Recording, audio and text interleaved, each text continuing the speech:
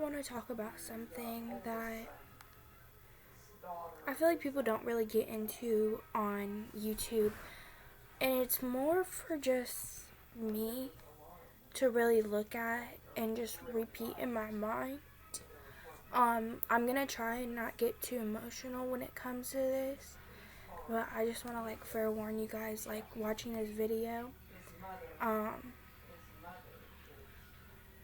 you might, if you have anxiety or anything, this might be a trigger. So don't watch this if it's gonna trigger you. Anyways, hi guys, my name's Trinity.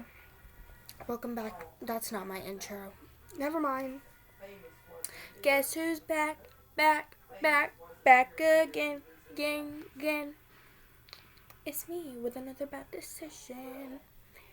So today is gonna be a story time, and I remember recording this video once and just I couldn't finish it because I was so emotional. But I decided I'm gonna record this. I'm not gonna edit it at all. I'm just gonna post it how it is, raw footage. So today I'm gonna be talking about the night I got sexually assaulted. Um, this is definitely a hard video for me, but I feel like in the end, when I want to look back at this, just to cause in traumatic experiences, you don't always remember everything. Or after a while, you forget stuff. Like with my car accident, I forgot a lot of things, and I still don't remember a lot of things that happened in the exact car accident. So I kind of want to make this before I forget. It's almost been a year since this experience. It happened on July 21st, 2019. I remember the exact date and everything.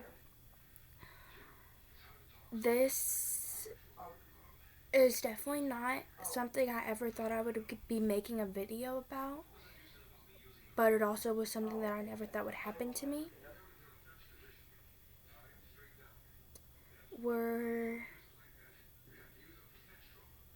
I'm sorry, this is really hard for me.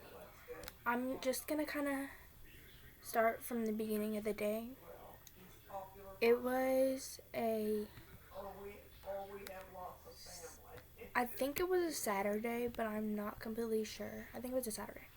So that day, I had gone to the pool with some of my friends. We had met up. I had a boyfriend at the time, and my friends had took pictures of me and my boyfriend laying on top of each other and stuff.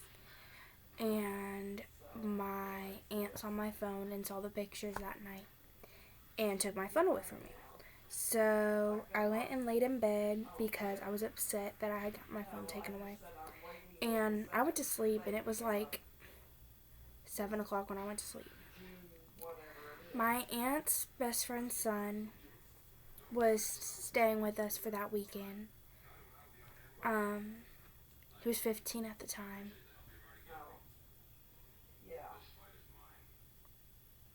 Sorry, this is a lot. He's 15 at the time, and I was 12. But he was staying in my room. He was smoking a lot of weed and stuff, and I guess it was normal for him to smoke because I don't know, he just smoked all the time. His parents didn't care, whatever. So my aunt's obviously not gonna say something about it if his parents don't care. So he was staying in my room, and he was playing Xbox, and he had just smoked.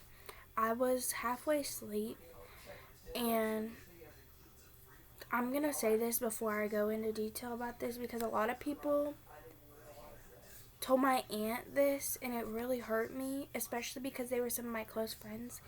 But they told my aunt that I had plans on losing my virginity to this guy, and I had plans of hooking up with him and stuff like that. And so that's one of the major things that really got to me after it happened, because they had told her that. And I had I think I had came out by then, but I was bi at the time. I come out as bi, so nobody knew I was fully gay. And so people, obviously assumed like I was gonna be with guys too. Um, these friends knew that I was fully gay, and they still went and told my aunt after this happened that I had planned on losing my virginity to a guy when I knew that I was not going to do that. So I'm gonna get back to the story. I just had to mention that. So he had just smoked and he came back inside and I was half asleep. And I was wearing jean shorts and a t-shirt. And I was laying down like on my side. My bed like goes like this way and then the TV's right here. So I was laying down like this and I was on my side, so my back was facing him, but he was sitting on like the edge of the bed when I fell asleep. And then it was getting later and later and it got really, really dark and everybody was asleep. He came and laid by me and I didn't really think of it anything because I knew he had to sleep in my bed.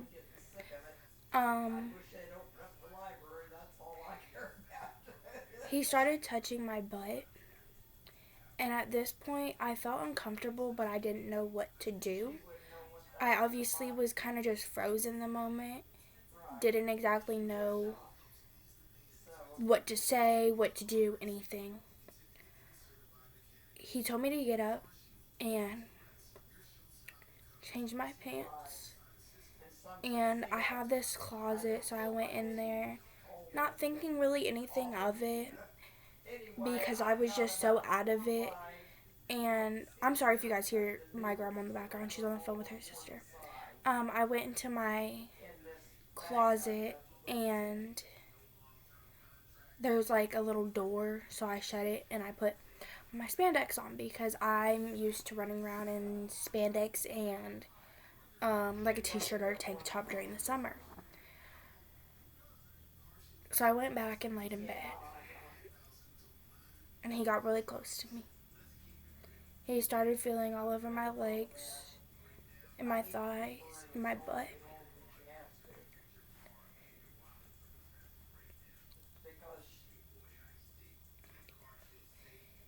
He started to touch me. He started to rub all my privates down there. And I was kind of like moving around, like trying to get him to stop, but the words just couldn't come out of my mouth because I was so scared. I didn't know what to say. He put his fingers underneath my clothes then and kept touching me. I wanted him to stop so badly. I just didn't know what to say, how to say it, what to do. I was 12 years old. I was a little girl. I still am a little girl. I said 12, I was 13. I still am a little girl and don't know exactly what's going on in life or what's going to happen in the future. He then put his fingers inside of me, and that's when it changes from sexual assault to rape.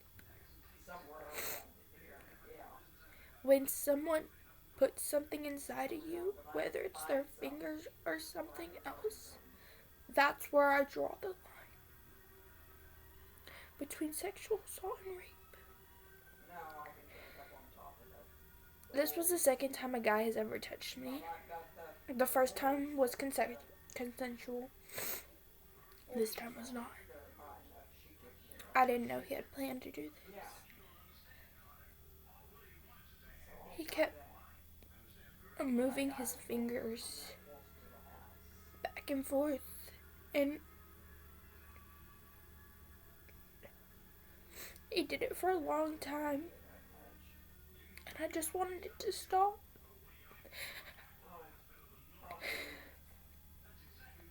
I didn't know how to say stop. I didn't know how to use my words when it came to this. It was so scary, and It was so hard for me because he was someone really close to my family. And I thought if anything would ever happen like this, it would never be someone that I trusted. I want to say an hour went by and he stopped. He kept asking me to suck his dick, and I refused. I said, I'm not doing that. I was very, very shaken up and didn't know what to do. I fell asleep when he was still touching me because I didn't know what to do. I just didn't want to be there anymore. I woke up the next morning and pretended like everything was okay and nothing happened. I walked out of my booty shorts and my t-shirt, and I put a smile on my face and pretended like I was okay. I then decided I was going to go to the pool because it was a daily thing for me. I put my swimsuit on and got ready to go to the pool. I went to the pool. And I didn't want to be there because everybody who looked at me or I thought was looking at me made me feel so uncomfortable. My best friend at the time saw that there was something wrong and she gave me a hug and she was like, "Are you okay?" I broke down in tears and didn't know what to say. I didn't know what to do. I told her and she was like, "You have to tell somebody." I didn't have the guts to tell my aunt because I thought she wouldn't believe me.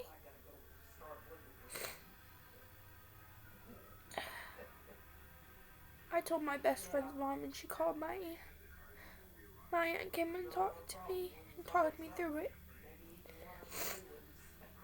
This happened almost a year ago, and we just made a case on him because I finally opened up freely about everything.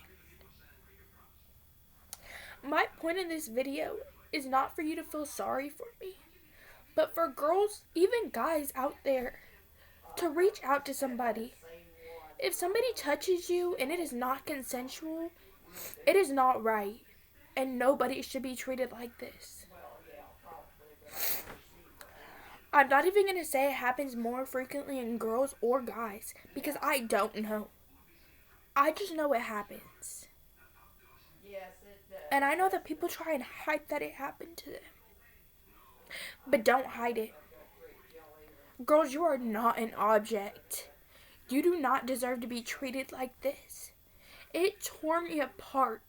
It had me so messed up in my head. It had me suicidal more than anything in the world. It had me thinking I wasn't worth it. I didn't love myself for who I was. Same for you guys. You're not an object either, and you do not deserve that. Nobody in this world deserves it. Whether you're a girl, you're a guy, you're a lesbian, you're a gay, you're transgender, no matter who you are still a person, and you do not deserve to be treated like that. That is one thing that means the world to me, is that nobody deserves to be sexually assaulted, raped, or touched in any way. My message I'm trying to put out with this video is to reach out to somebody. Whether it's a family member that you truly trust, and I mean truly trust with your life. I trusted this boy and he still hurt me. Mentally and physically. It needs to be someone you truly trust. Or go to the police. Anybody who can help you. But you need to solve that. Because we are not objects. And we do not deserve to be taken advantage of. It might take a while for you to understand what happened to you and for you to accept the fact that that happened. But as soon as you do, you need to tell somebody. Because you're amazing. You're perfect. You're beautiful. Who you are is who you are. And nobody should ever take advantage of you. There might be people out there who don't love you or who don't like you. But I don't even know you, and I love you. God loves you. He looks down on you. He loves you. He wants the best for you. But this wasn't God who did it. Everybody said God puts us through things, but this wasn't God putting us through this. This was the devil. He put us through this, and God's bringing us out of it stronger than ever. I now love myself, and I now know who I am, and that I deserve better. And so do you. My message with this video is reach out to somebody, please. I don't care who it is, but your voice deserves to be heard. My voice deserved to be heard, and it got heard. It took a while, but it got heard. And now I feel better about myself. And I feel accomplished. I love myself now. I learned to love myself for who I am. I can look in the mirror and I can tell myself that I love myself for who I am. And if you can't do that, then you don't love yourself. And you need to learn to. Again, just reach out to anybody. Maybe nobody will see this video. But at the end of the day, if even one person sees this video, I know I touched somebody. I know somebody heard my story. And somebody can feel better. Somebody can watch their surroundings. Somebody can put a guard up that's not too high but not too low. And that's all I want with this video. Thank you guys for watching this video. I hope you guys liked my story. Make sure you like, comment, and subscribe. And I'll be coming out with more videos soon. Thank you for watching.